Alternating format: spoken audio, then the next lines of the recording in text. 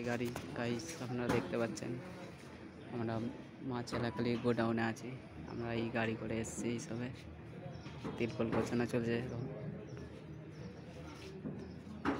এই গোডাউন দেখুন মাছ এলাকালির।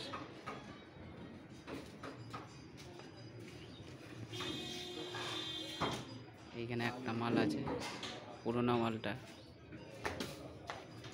আমাদের ছেলেগুলো ওখানটা দাঁড়িয়ে আছে, কাজ চলছে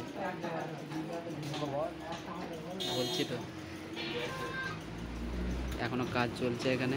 আর যে ভিডিও করছে সে একদম বাজে ছেলে, আজে বাজে আমার